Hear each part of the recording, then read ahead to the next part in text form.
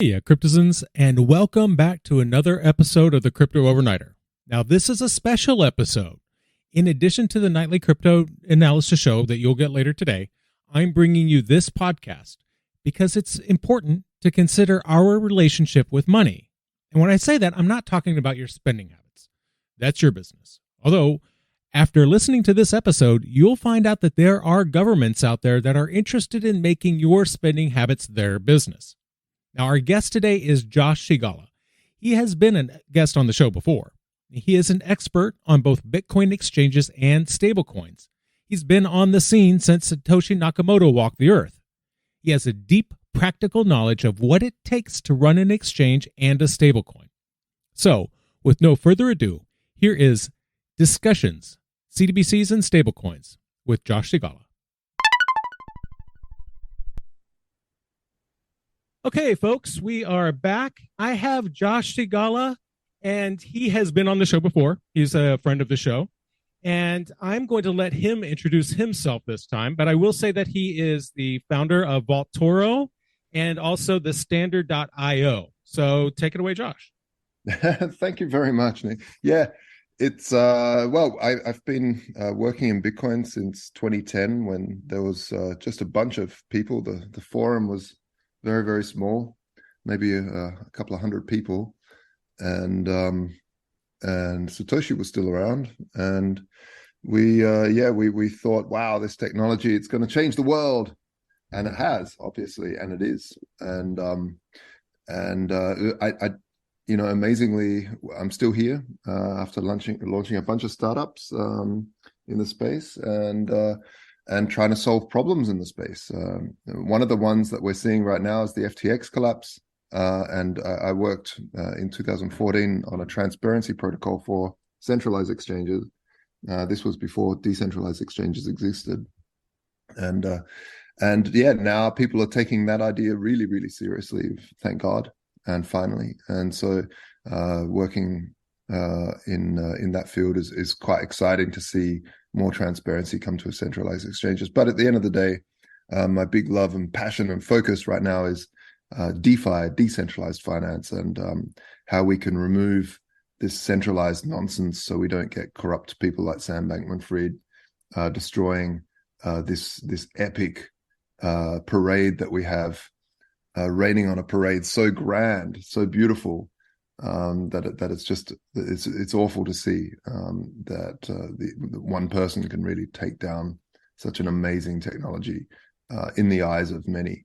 And so and here we are now. Now I'm building with an amazing team a fantastic stablecoin protocol to basically take on central bank issued digital currencies, and that's what we're going to talk about today.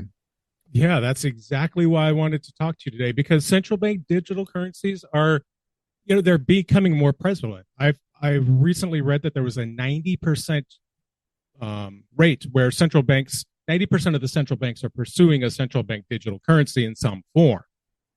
Now, as I understand it, there are two forms of central bank digital currencies, wholesale and retail, but both of them, despite whether they're wholesale or retail, both of them have the same problems, and that's they're issued by the government. If you don't like fiat currency, you can't like central bank digital currencies because it's just digitalized fiat. So, Josh, what's your take on the two types? Do you see that there's a big difference between retail and wholesale that people listening need to know about? Not really. The thing with, a lot of people have said to me, well, what's the point? What's the difference? It'll just be real time. It'll be great because I send you money and you'll instantly have it in your bank account. What's not to like? And it goes a lot deeper than that. And this is for both styles and why it's dangerous. See, right now, if I'll take the UK, for example, the UK has got something like 300 plus retail like banks, the type of you could have an account at, and if you if one bank, if you're a customer at one bank and I'm a customer at another, I'll send you, let's say I'll make a payment to you, and that payment won't go through straight away. I'll make the payment, and the bank will just have an IOU to your bank, and then at the end of the day, all of those IOUs get calculated up, and so maybe my bank owes your bank $1 million, and your bank owes my bank like 200K, let's say, because that's how many people sent money the other way. So the central bank then will settle everything. So the central bank will take the $1 million and the 200K and go, okay, all you need to do is send 800K over to that bank, and everything's flat and cleared. And so it settles what should be 2 transactions into 1 transaction. So it sort of compresses the amount of data that needs to flow, and it's easier to deal with, and it settles at the end of the day and stuff. Now, why is that important in terms of freedom of people? Because it's not quite that obvious. Well, you and everybody have a deal with the bank to keep your privacy private, to keep your transactions private, to there's a bunch of steps that need to happen. Police need to go to courts. The governments need to, they have processes to be able to first go to the bank and require that a subpoena of sorts to get what you're spending. Now, people will say, well, I'm not doing anything illegal, so, it doesn't matter. But it goes deeper than that, and we'll cover that in a minute. But basically, what happens at this stage is the central bank doesn't know all of the tiny transactions that happen in between. All they know is that bank owes this bank, 800K. They don't know all the millions of little transactions that's made up that 800K. And so that's a really solid and important distinction, because the CBDC cuts out that whole process, and basically everybody is issued currency that's programmable and trackable to the nth degree, and issued by the central bank and settled in real time at the central bank. So let's say that there's a currency crisis, and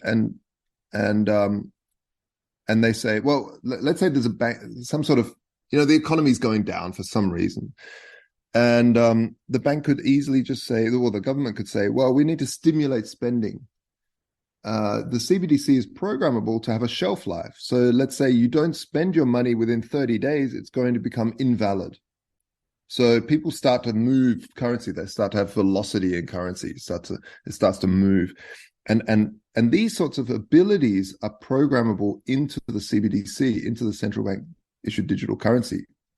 And that's just one of the scary things, that you don't really have control of your money anymore at all. All you have is an IOU at the central bank. So when you say you don't have control of your money, could you go a bit more into that? Because I think some listeners are not going to know what that means. Yeah. So you have how crypto works. A lot of people think when they've got a cryptocurrency wallet that you have the coins on your phone, on your wallet, but you don't. You have the ability, you have the private key to send coins that are stored in a database in the cloud, in the fog, on the internet. That's with Bitcoin, right? It's a vast decentralized network. If you think of a central bank issued digital currency, you've got the private key on your phone to send, the ability to send your savings to somebody else, but the database is stored at the central bank. Now, they might be using a type of blockchain, but it'll be a very centralized one where there's maybe, 3 computers, massive supercomputers sitting right next to each other, all taking turns. If people know how blockchain work, all taking turns to hash the next block. Now, it doesn't matter if you don't know what that means. What it means is that it's nothing like Bitcoin, and it's just a different way of dealing with database. And so when I say it's not your money, they can just turn you off. Like, let's say and they're already talking about this in China. And by the way, that the idea of a shelf life on savings is already being programmed in Peru. The Central Bank of Peru is trying it. The Central Bank of China is trying it. So these aren't ideas that are coming out of my, some paranoid head of mine, it's actually being executed on. But let's quickly touch exactly what you asked. What does it mean it's not yours? Well, if there's another lockdown, lockdowns are a thing now. Since COVID, they just can decide to tell you to stay at home, and they could say, well, there's now a perimeter around your house of 1 kilometer. You are not allowed to spend your money outside of that perimeter, and you could geofence it. So the government could say, okay, if you travel outside 1 kilometer, your phone just won't be able to spend that money, even though that's yours. So this is very, very different than cash. That's scary because that implies that they know where you are when you spent your money, who you spent it with, and what you spent it on. That's right. That's right. And if you think about when governments talk about this, the only thing that changes on our side is the convenience of instant settlement. That's what they keep saying. It's like, oh, look, you'll now have instant settlement. It'll be fantastic. It'll just be so much better. But Venmo and there's other solutions that banks have made for instant settlement. That at least there's a perceived instant settlement. A lot of the time, even though the banks have to settle at the end of the day, for the end user, there's even technologies right now that have a perceived one. And even then, if you do want instant settlement, there's cryptocurrency. We already have that. We just have a nice decentralized, freedom-loving, cash-like digital currency that has it fairly instant settlement. We're talking maybe 10 minutes or something like that for a few blocks to go past. But so one of those options, I guess you could say, alternatives to a CBDC would be a stable coin, right? That's right. Yeah, stable coins are a definite alternative to a CBDC.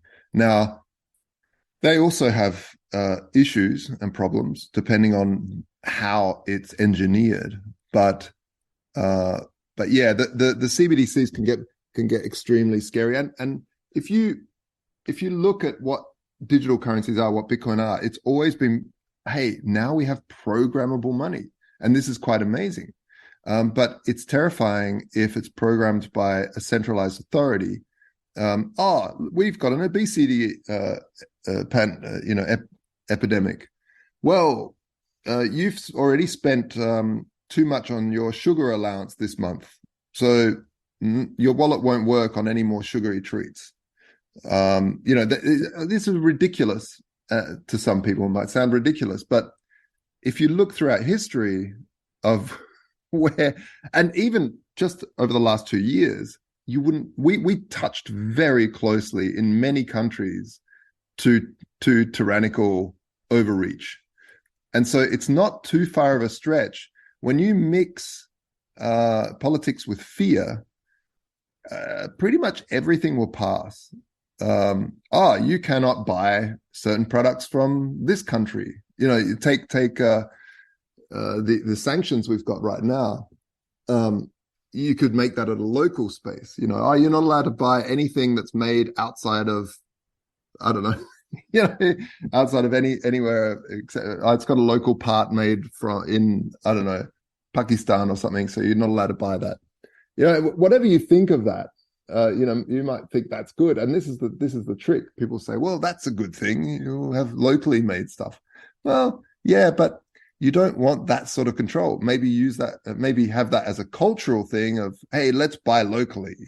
That's fine. But by setting it in as a control mechanism, it can become a very, very quick, slippery slope.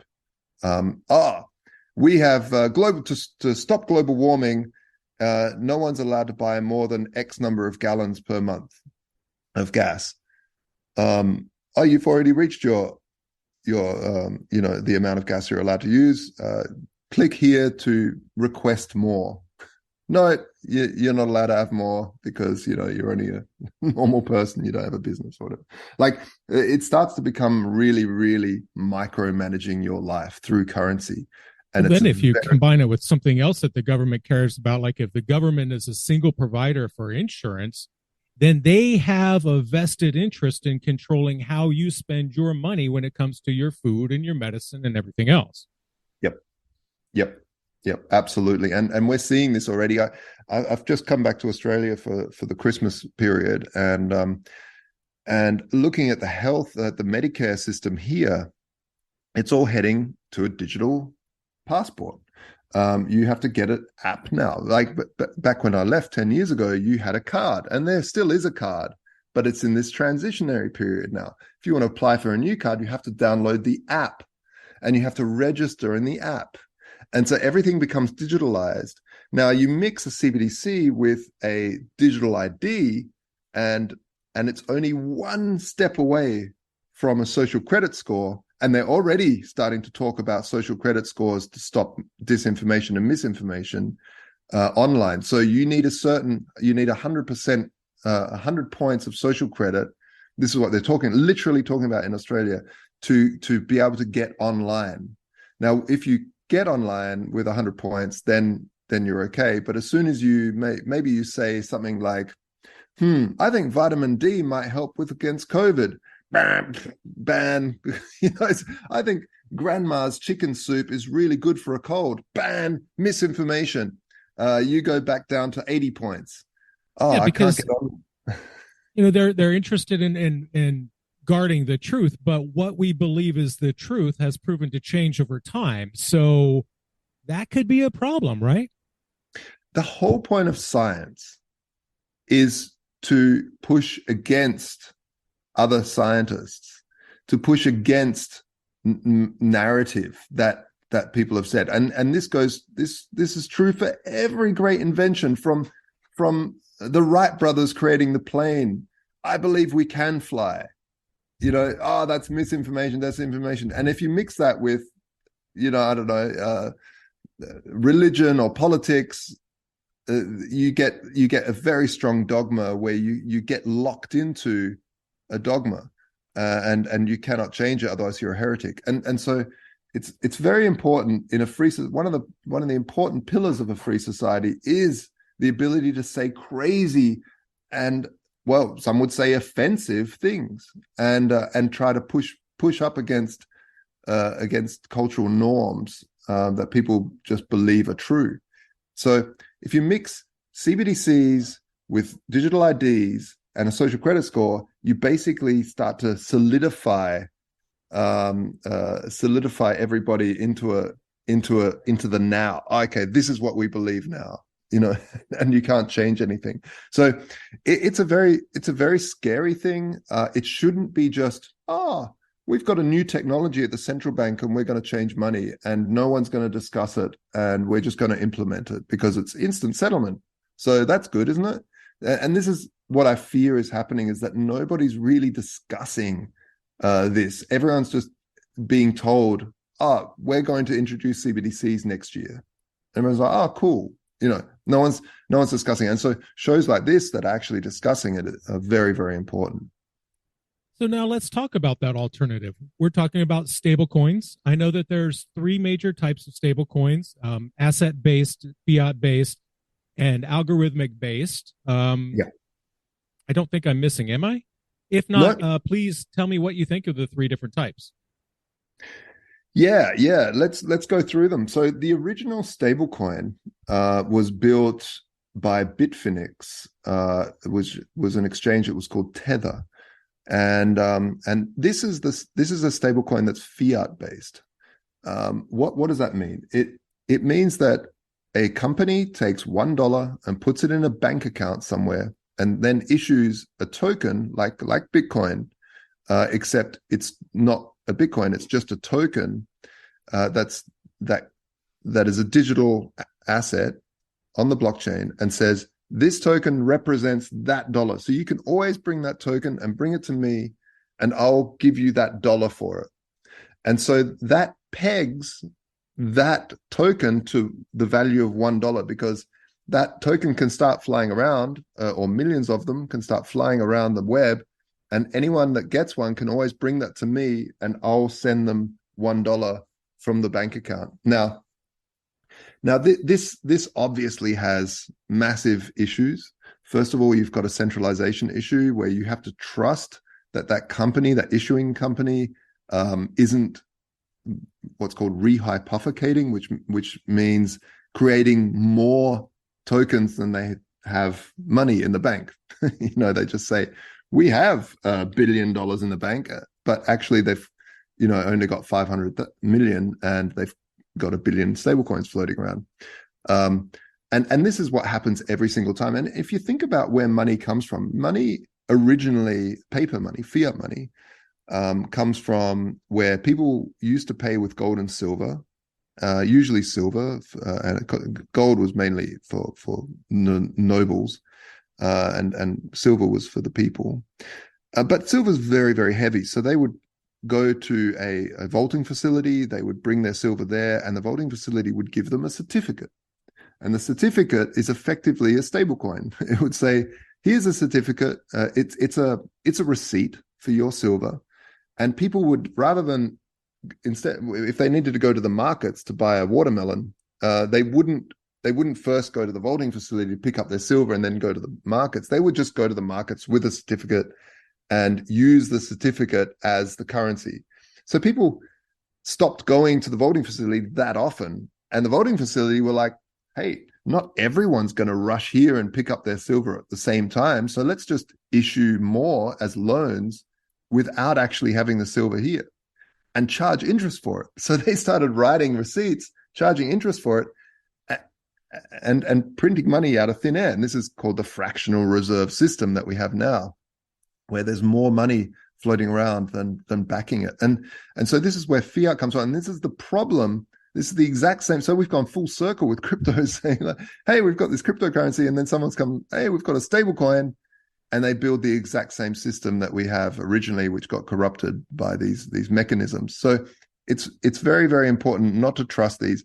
And by the way, that's just one attack vector, is the company issuing them being corrupt. Now, what if the banking system that they utilize, what if that company is totally legit? They always had $1 billion backing the billion stablecoins, but the banking system as a whole collapses, like it did in 2008.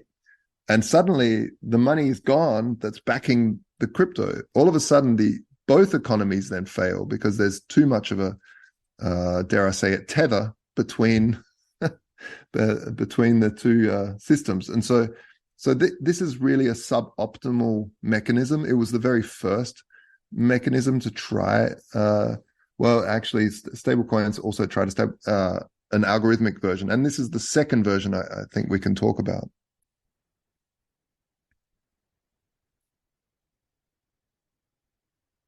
Hello, Nick. Sorry, my button got stuck for a second there. Oh, good. So, so could you go through what you see as the pros and cons between the two? Yeah. So that stablecoin is called a centralized fiat pegged stablecoin. You've got $1 in the bank, you've got one token flying around, and so on. The second type of stablecoin is what's called an algorithmic stablecoin. And it sounds complex, it sounds crazy, but let's talk through what that is. And the latest one to have happened, maybe people have heard about it because there was a multi-billion dollar stablecoin protocol called Terra Luna that failed. And so it was all over the news, and it had this huge cascading effect. There was a lot of other projects that went down with that because they were, holding this crappy stablecoin. Now, what makes they had a stablecoin called UST, US Terra, which is like Terraform, TERRA.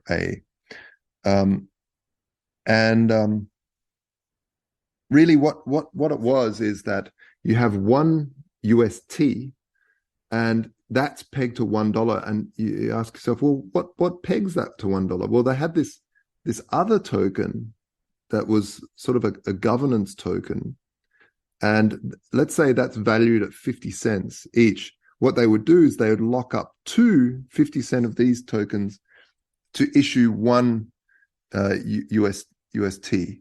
So because it's worth 50 cents, you have two that, 2 equals $1 because they're 50 cents each, and it would equal the $1. So people could say, oh, it's always equals one, and you can always get those 2 coins if you wanted to trade it. But the problem is, so the issue here is, what if it drops in value? What if it's not 50 cents anymore, it's 10 cents? Well, what would happen is the system would algorithmically, meaning by itself, print 10 of them to back the one, because now they're 10 cents, so you need 10 of them to make $1.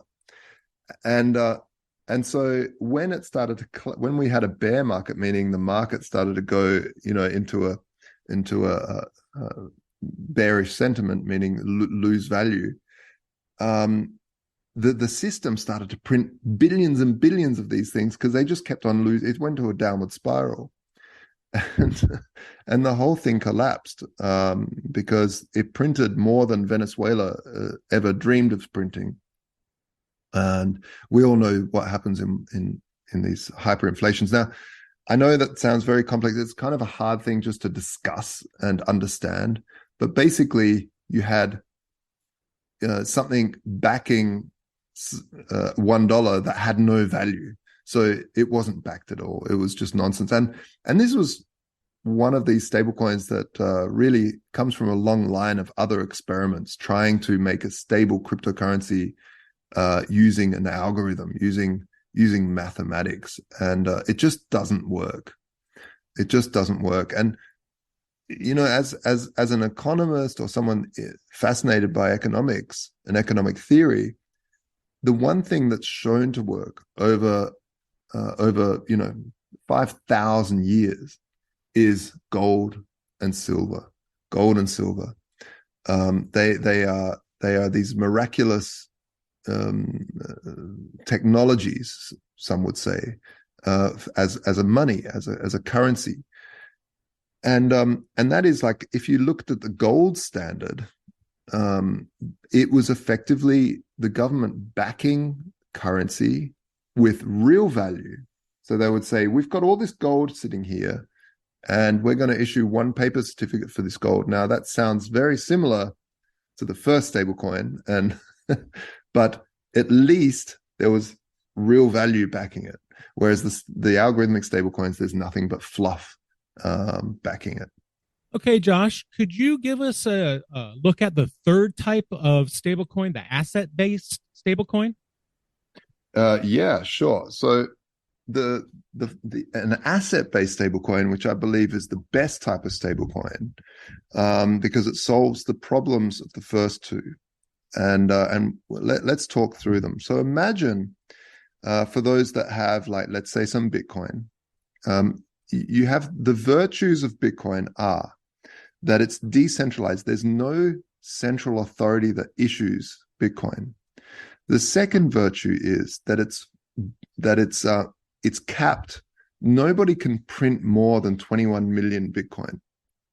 That's how many Bitcoin there will ever be. And so you have something that's an absolute hedge against inflation. It's the most rare thing, apart from the individual person on the planet. So nobody can print any more Bitcoin. Now, what happens if you can think of that as a digital gold? Not many people spend Bitcoin. They hold it. They hold it for a long time because it's designed to appreciate in value, because there are only 21 million. Now,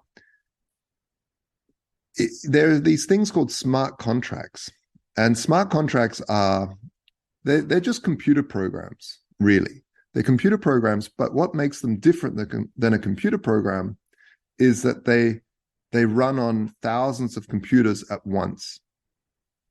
And so why is this important? Why are they called smart contracts and not computer programs? Well, if you are dealing with a computer program with money, you have to trust that computer hasn't got a virus on it. Like, if I send some Bitcoin into this computer and tell the program to say, if something happens, if like a computer program's always some logic gates, like if, then, that, otherwise, do this.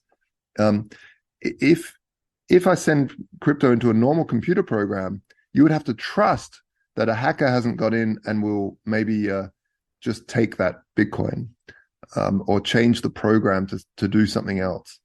Now, a smart contract is smart because it runs on thousands and thousands of computers around the world, and they all calculate the same program, and then they compare the output.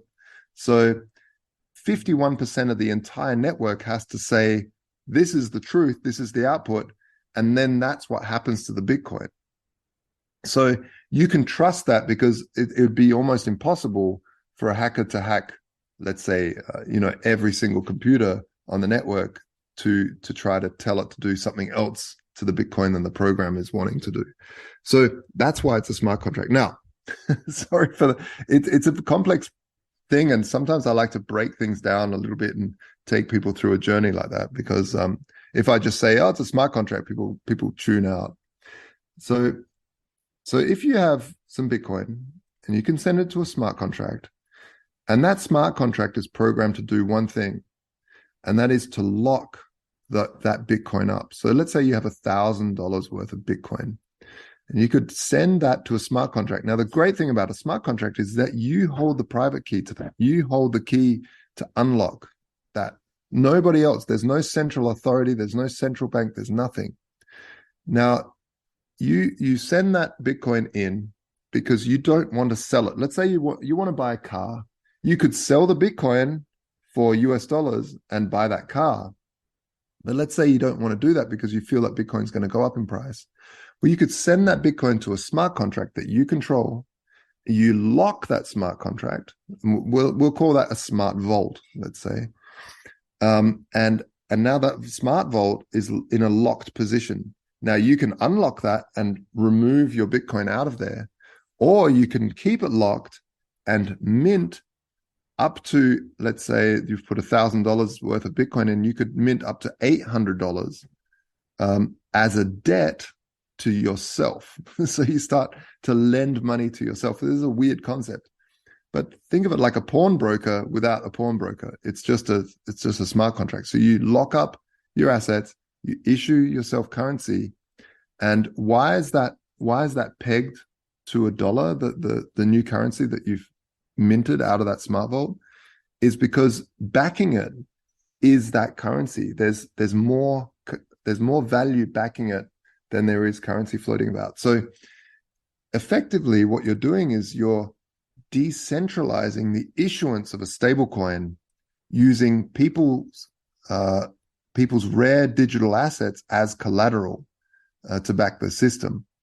And this is phenomenal. It's a phenomenal invention in not only economic theory, but also computer science, that you can have value that's decentralized in its issuance, but also backed provably without the ability to have corruption, because it's written in math. Math is the ultimate regulator.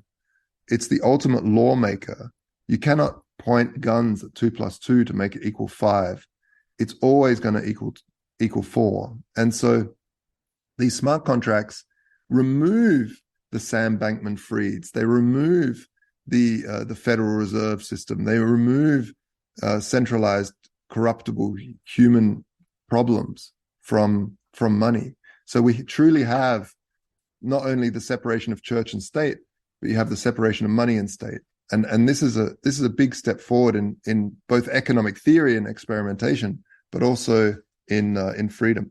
So I think this is one of the third pillars of a stablecoin protocol. And now it's very complex. And for a podcast like this, where I believe there's probably a lot of newbies listening to it, I don't want to delve too deep into the nitty gritty. But if people do want to look at how that works more, you can go over to thestandard.io, which is what we're working on. It's a DAO. It's a decentralized autonomous organization with a lot of people around the world working on it.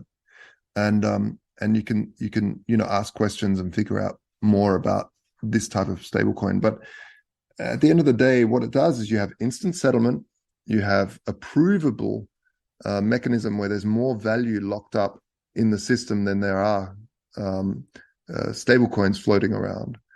And rather than the system that I mentioned before with vaulting facilities locking up gold and issuing more certificates than there are gold, you can provably through see how much value is locked up, because it's totally transparent. It's using the blockchain, which is transparent in its absolute form. Excellent. One last question. If you could run down the CBDC versus stablecoin pros and cons in your mind, where do you see that landing? So CBDCs, they will come, they will happen. There's no stopping them. Yeah, they're already here. They're already here, and central banks will push more and more towards it. The UN is discussing it with all vigor. The EU is discussing it with all vigor. The Federal Reserve in America is discussing it. China's discussing it. Russia's like every major country is rushing these through without much discussion. So they will happen, and they will put everybody into an absolute control grid. Now that's it's not fine, but it's fine if there's an exit door. If there's the ability for the people of countries to say, look, don't put too much friction on this money, otherwise I'm going to use this other thing called Bitcoin or these other stable coins. If that exit door is there, that keeps in check the power grab that can happen on CBDCs. And things like privacy concerns? Yeah, things like privacy concerns, things like, oh, there's a new lockdown, so you can't spend your money further than 1 kilometer from your house. Well, okay, but, I want to. And yeah. We're meant, ever since, our forefathers have fought, died, shed blood to have the freedoms that we have in the West. And since the Magna Carta, it goes all the way back. So we don't want to just let go of that because of, in the back end, there's instant settlement. Yay. Yeah. Heck, we don't, Not that, I mean, and people don't realize one of the reasons why I don't particularly like the idea of a blockchain backed central bank digital currency is because it gives people a false impression that, it's secured by the blockchain. Well, so what if it's secured by the blockchain? All that means is that there is a written record of what they chose to do. That's it. It doesn't restrict what they can choose to do. Yeah, and this is why the blockchain technology is the reason why governments haven't done it earlier is because if you have an old school database that holds the records of everybody's savings in one honeypot, then hackers, all they need to do to basically take down an entire country is hack that one honeypot.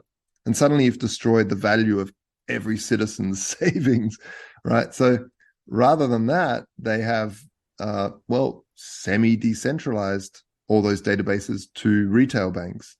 And the central bank is just used as an arbiter of the cost of debt in terms of interest rates, but also in the ability to settle transactions between banks. And that's what we talked about in the beginning of this podcast. So that's what it's there for. And just that one separation of having banks dealing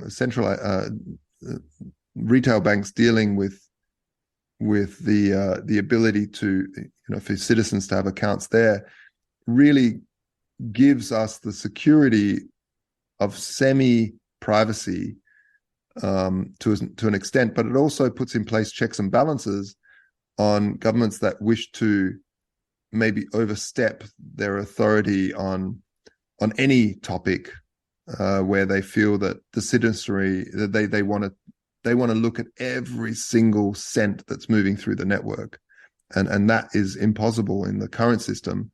It's possible in the decentralized system in a way, but they have no control to stop it.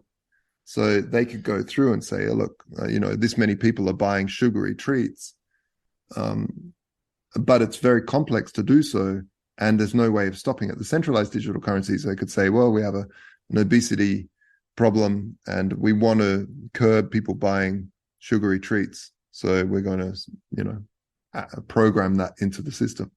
So yeah. It's the dangers of anything that's centralized. You have a single point of failure, single point of access, and a single point of control. And if you're not the person that is that single point, it's really disadvantageous to you. That's why governments love the idea of a CBDC, because it lets them see exactly what their citizens are spending their money on, and they can correct them if they think their citizen is making a quote unquote mistake.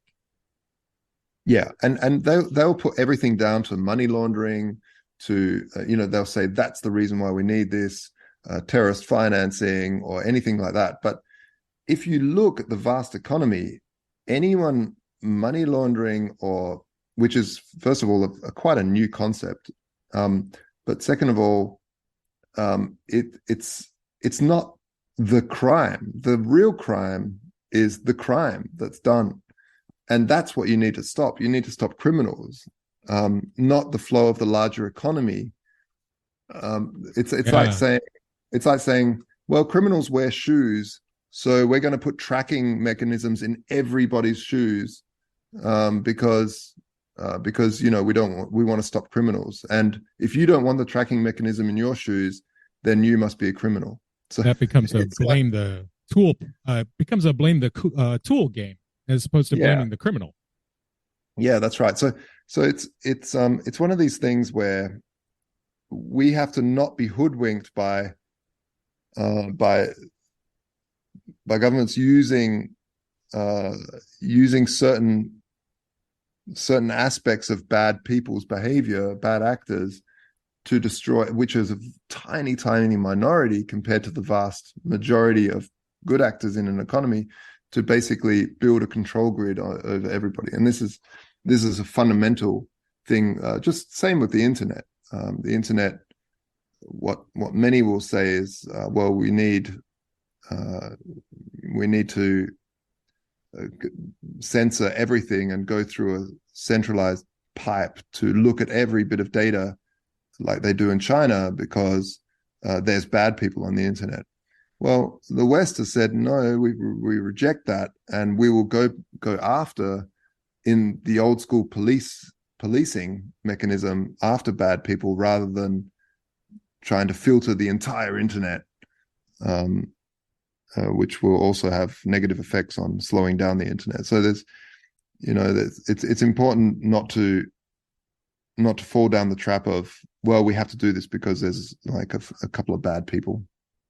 Yeah, fear is a really, really bad tool to use to make decisions with. Yeah. And obviously nobody in their right mind wants child exploitation and beheadings from strange, religious fanatics, obviously, but you conquer that with good old fashioned police work, and not by stifling an entire economy. Crime's crime, no matter what technology they use. Yeah, and the transparency that comes with blockchains actually makes it easier for crime fighters to try to find connections and do some sleuthing. It just puts checks and balances in there, because they do not have the control to stop it from happening. But what they can do is use the mechanisms of transparency to try to hunt down these people doing, bad actors doing bad things. So you have kind of the best of both worlds. And obviously cryptography can allow people to hide that even as well. But again, it goes back to good old fashioned police work. Follow the money is very, very new. And especially what's new is freezing bank accounts of people, like we saw with the truckers in Canada. They didn't like what they were doing. well, they just froze the bank accounts of people. And so these sorts of mechanisms are very, very new, and they shouldn't be the norm. If you do want to take down people that you don't agree with, or that society doesn't agree with, then there should be checks and balances and due processes to do these things, and not sort of centralized, tyrannical, instant, on a whim control mechanisms. Yeah. Josh, I want to thank you so much for giving me so much time, but I want to thank you again, and I would like to bring you back, and maybe we can pick this up another time. Yeah, I would. It would be an absolute pleasure, Nick. Yes. Thank you so much. Thank you. Goodbye. And that's going to do it for our discussions on CBDCs and stablecoins. I want to thank you, my listeners, because when you stop listening, I will stop talking. We'll see you tomorrow night.